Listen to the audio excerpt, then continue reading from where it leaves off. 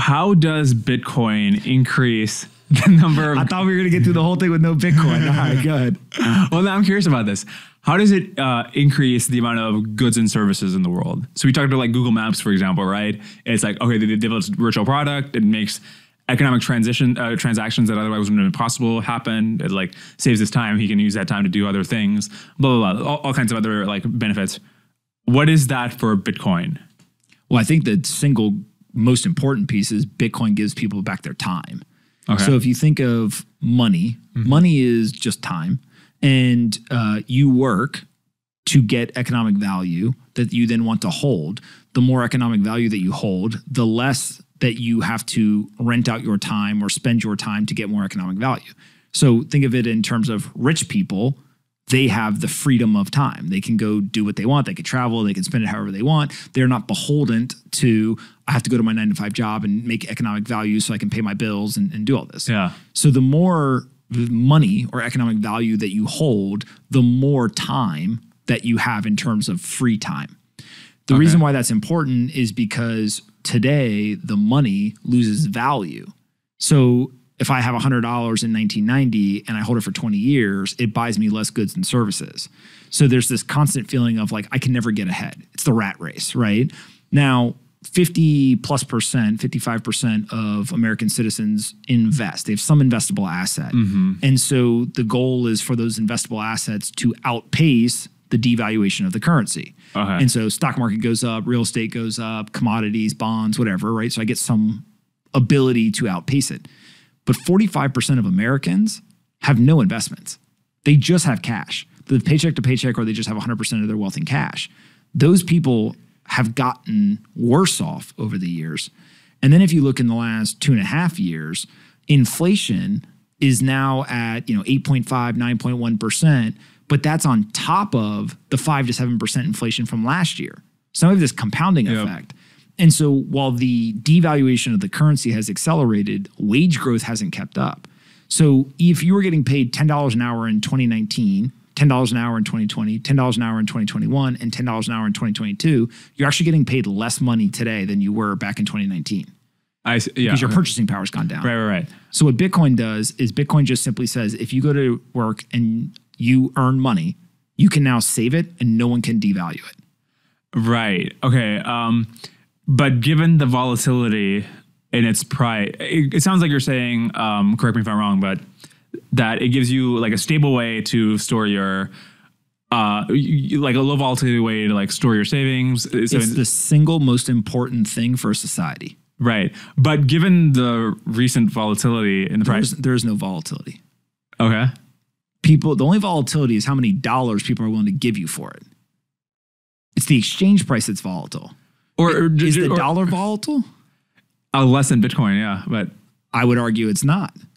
Because if I had, let's say, $10 and I wanted to go buy goods and services in 2020, January of 2020, and I showed up today and I wanted to buy $10 worth of goods and services, I could buy less, right? The dollar has devalued against those goods and services. But couldn't you say the same thing about Bitcoin? Like if you're using that as a way to, if you're comparing them to goods and services. Bitcoin in 2020, if I have the one Bitcoin, right? And now I try to go buy something, I can buy more goods and services with that one Bitcoin. The purchasing power of Bitcoin appreciates over time. The purchasing power of the dollar depreciates. So it could be that it increases in value over time, but also that it's more volatile. But it's not volatile. That's the key, is we think of volatility as an exchange rate, right? So for example, people look at the housing market. How many dollars will somebody give me for this house in 2019, 2020, 2021, 2022?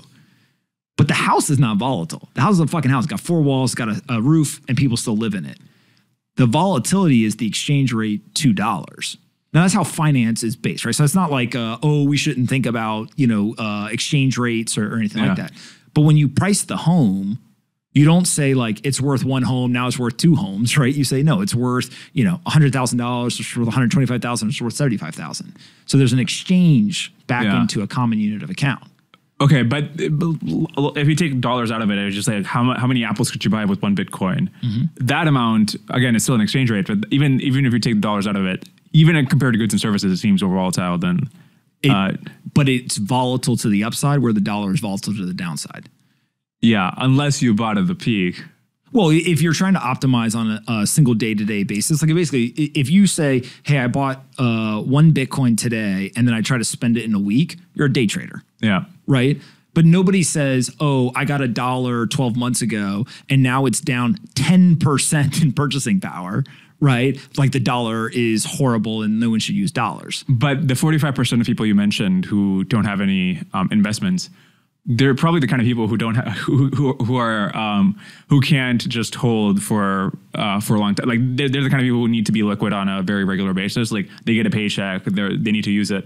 So for those kinds of people, how is Bitcoin a solution if you need to hold it for a long time to see that upside? Well, the first thing is Bitcoin is a technology solution. The actual solution to most people's problems is financial education, right? So if you think about it, like the 45% of Americans, if they knew, hey, those dollars you're holding are eroding away in purchasing power and you literally are getting paid less money than you were 2 years ago, like they probably would make changes, right? Or the theory would be that if they had the education, they would make changes.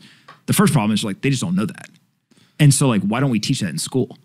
Right? Like that, like better than teaching like all the bullshit. Like, why don't we just teach people, hey, the currency is created in a way where it has to be devalued and therefore do not hold this for 100% of your wealth for very long periods of time. Right? And so this also goes back to the whole thing of like, I don't think there's very many people that say like, hey, Bitcoin today is a superior means of payment and like you should go take 100% of the money you want to spend tomorrow and go put it in Bitcoin and like hope it doesn't go up or down. Yeah. Right.